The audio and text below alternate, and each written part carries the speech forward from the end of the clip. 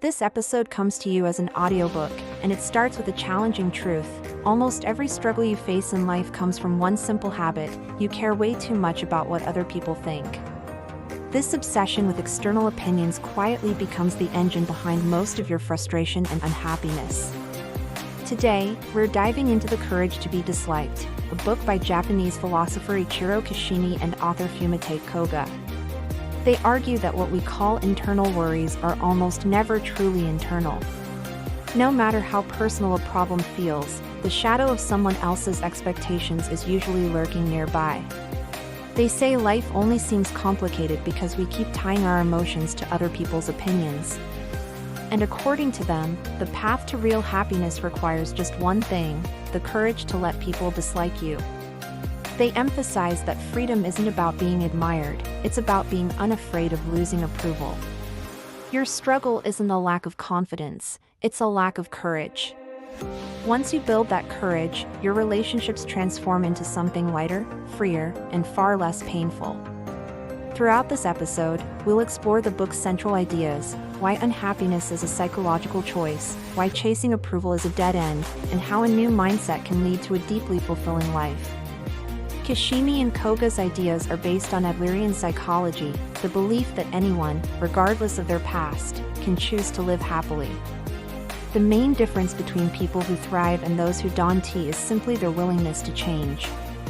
Adler saw the self as a unified whole: mind, body, emotions, conscious and unconscious thoughts, all working toward a single goal. Everything you think, feel, or do is a step towards some aim, even if you don't notice it. These goals don't just influence your happiness, they shape your very identity. To Adler, your lifestyle, your habits, emotional patterns, and beliefs is something you once chose because you believed it was the best way to reach a goal. And you continue choosing it, sometimes without realizing it. For instance, there's no such thing as someone who is naturally antisocial. What looks like antisocial behavior is actually a strategy, an attempt to achieve a specific outcome. Kishimi and Koga push this idea even further, suggesting that your emotions are shaped by the secret goals you set for yourself. First, you decide what result you want, and then your mind creates the emotion that helps you get there. Take someone who wants a job but becomes too anxious to attend the interview. Most people would think the anxiety is what's stopping them. But Kishimi and Koga would argue the opposite: the person's real goal is to avoid the risk of failure, and the anxiety conveniently helps them escape that situation. They don't truly want the job, they want to avoid the possibility of failing to get it. The authors also challenge the popular belief that past trauma determines your happiness. While painful experiences can influence your tendencies, they insist that you always choose the meaning you attach to those events. No experience guarantees success or failure, it's the interpretation you give it that shapes your path. They write that we are not controlled by what happened to us, but by the story we decide to tell about it. And that story can be rewritten at any moment. So, if happiness is a choice, why would anyone choose to be unhappy? According to the authors, constant unhappiness is often an unconscious strategy to pursue the wrong goal, usually a goal tied to relationships. The beliefs and aims you bring into your interactions with others are what really determine your emotional world. People tend to chase two main goals in relationships: seeking approval or contributing to others.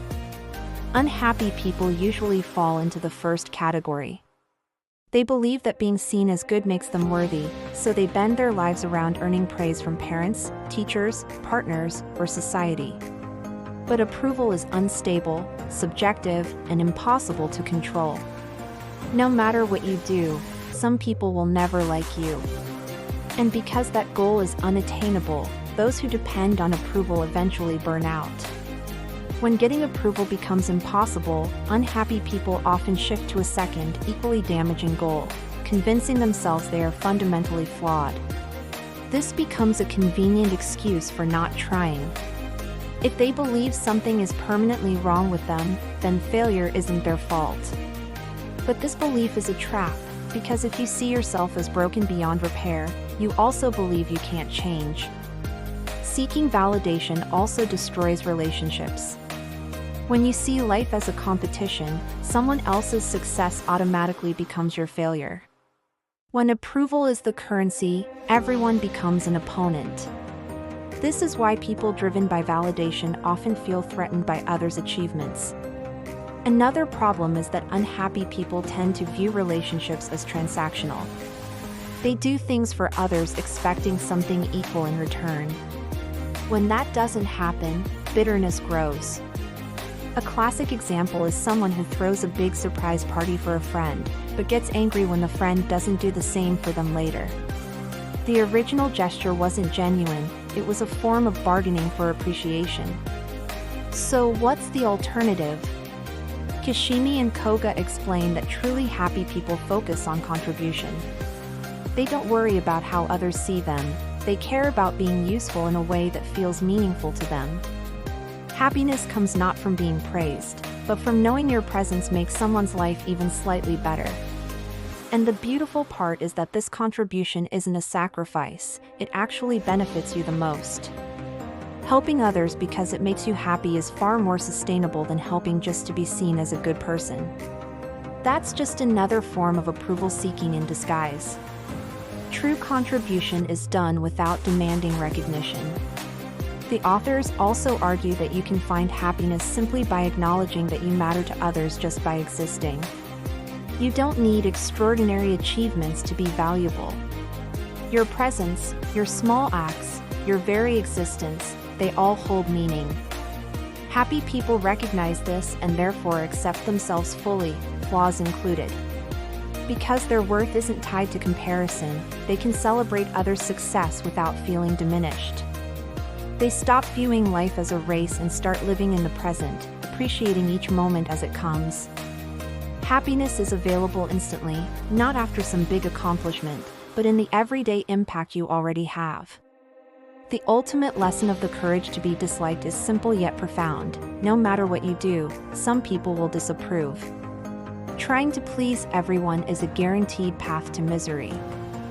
The only way to live freely and joyfully is to embrace the possibility of being disliked, and keep moving in the direction you believe is right.